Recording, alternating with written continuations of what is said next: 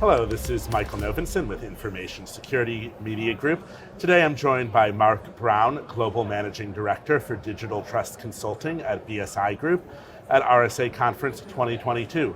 Mark, thank you so much for coming into our studios. Thanks, Michael, for having me. You're very welcome. So I wanted to hear about the shift from cybersecurity to digital trust consulting. Why did you decide to broaden your scope beyond just cybersecurity? So BSI has been at the sort of leading edge of many developments in the world of information and cybersecurity for over 30 years. We go back to 1995-96, when BSI authored the forerunner to what is today ISO 27001.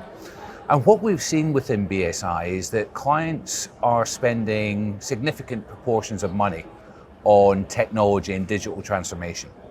And they're doing it for a number of reasons. Post-COVID, the need for digital has accelerated, and we're seeing a new digital economic society form. And whilst all the old aspects of cybersecurity continue to be required to protect the impacts of negative risk, what we're also seeing our clients ask for is, how do I know I'm making the right investments? How do I know I'm getting value for money? How do I know that what the vendors are telling me I'm spending money on is actually going to deliver the benefits?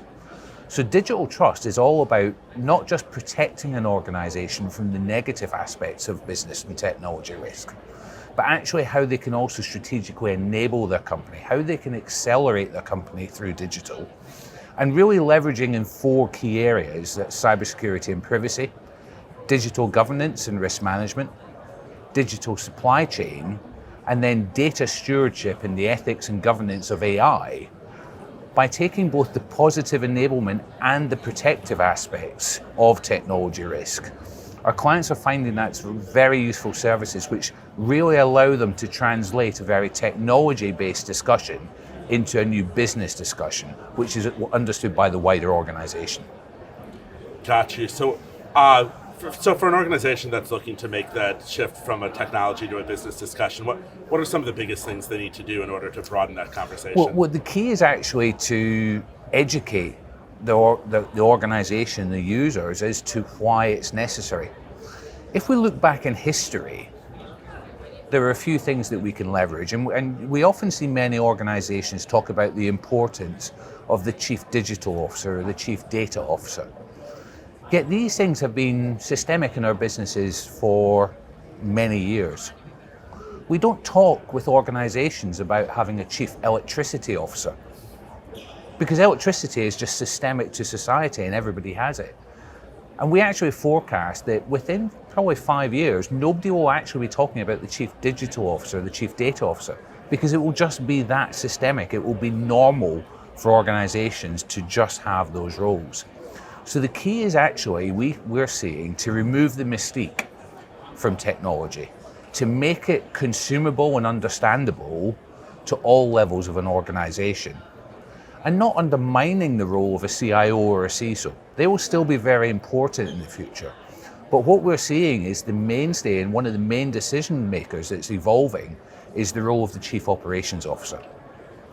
In the new digital society, when technology fails, operations is the area that's hit hardest. And when operations fail, financial revenue impacts are almost instantaneous. And they can be in the tens of millions of dollars per hour for a major company. So translation to the common language, the lingua franca of business, being about business risk and business operations, is the key step change that we're seeing organizations make. So from the standpoint of a chief information security officer, since that's our core readership at ISMG, what are some tangible things they need to do to make security digestible, particularly for the COO? So I always, having been a Fortune 10 global CISO myself, previous with the global CISO at SAB Miller at the start of the 2010s, I got to know the chief operations officer very well. I got to know how the business operated. I got to understand the actual core business of how the business runs.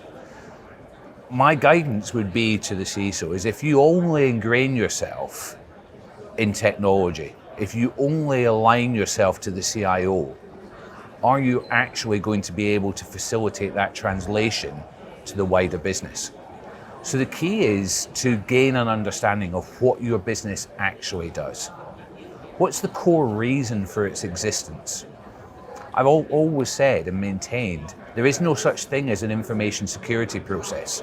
There's no such thing as an IT process. There's a business process which is enabled and protected by information security. That's, for me, is the key role of the CISO.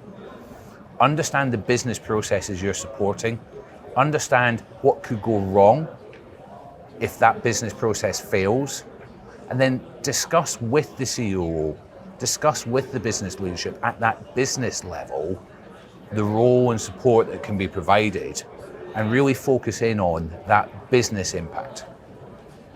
Absolutely. So I did want to hear, within digital trust in particular, I know you've called out digital supply chain risk as a focus area. Why did you decide to make that an area of focus? So it's an area that we are hearing time and time again from our clients that they're really struggling with. About 20 years ago, it was very easy for an organization to understand their landscape of operations. They could put a big firewall around their environment. They could point to the perimeter. Some people would describe it as they had been able to erect the walls of Jericho around their environment and protect that. But deperimeterization has happened.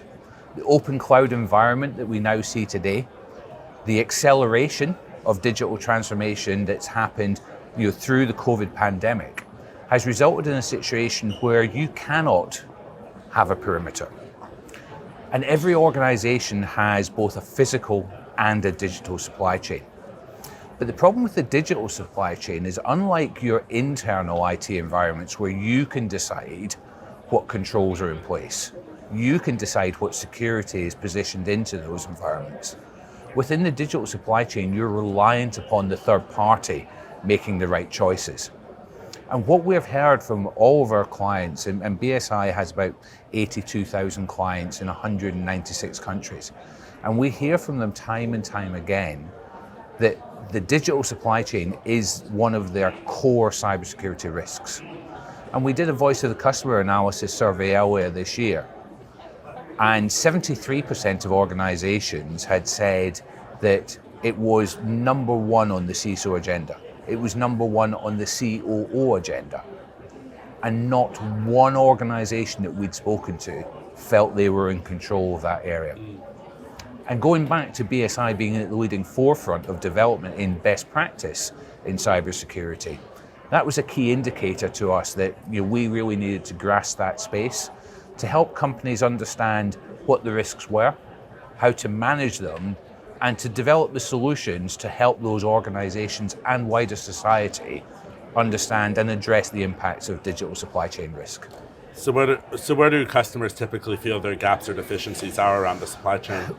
Well, one is identifying the supply chain. It's not as simple as who you have a contract with. There is third party, fourth party, fifth party risk. There is upstream risk, there is midstream risk, there is downstream risk. Understanding the connectivity points, and this again goes back, as I mentioned earlier, to mapping out the business process. Many organizations, when they look at the technology landscape, only look at what technology solutions they have. What they don't do is map it to the business processes, so true enterprise security architecture. By mapping out your solutions, by understanding which vendors outside your environment, where they sit within the value chains, where they sit within the business process, you actually start to map out where the critical risks are. It's not just the size of the contract.